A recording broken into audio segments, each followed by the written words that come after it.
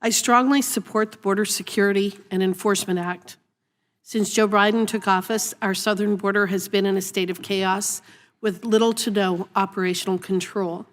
This is not because of the hardworking men and women of our law enforcement, border security, and immigration enforcement, but because of deliberate actions or lack of action from President Biden and Secretary Mayorkas.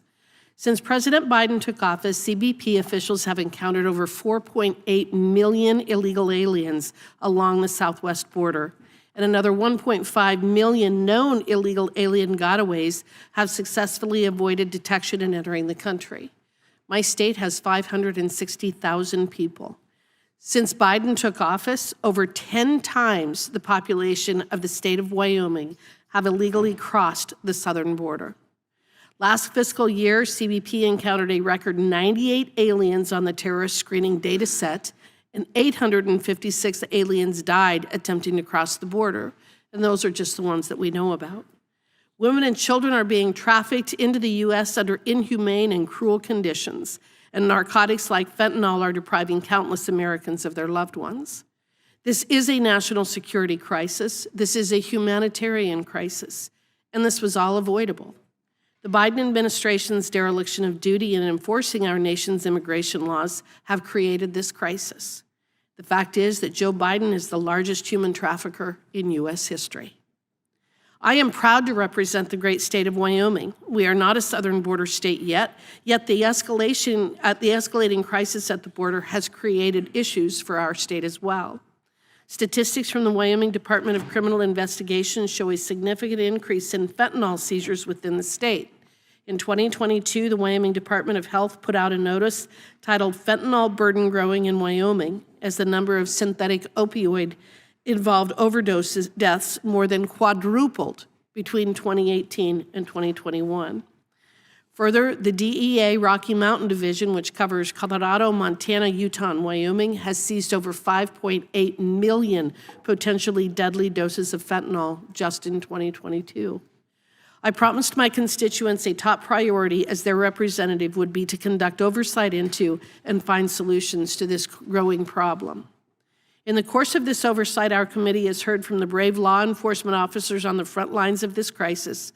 We have heard from border communities like Yuma, Arizona, who feel neglected and forgotten by this administration. In the field, I promised the people of Yuma and all of the other border communities that their experience represents that we have heard them and that they are not forgotten as this administration wages war on their communities.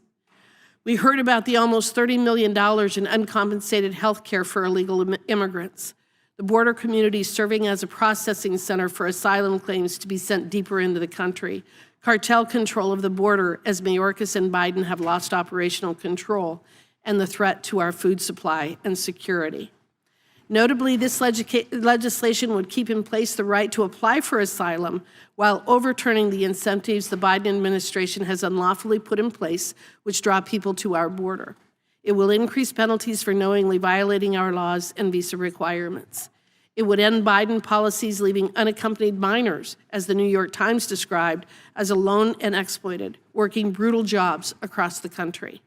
This will restore operational control of the border in a manner which removes the U.S. government from the business of human and drug trafficking and which reinforces the rule of law and protects children and families.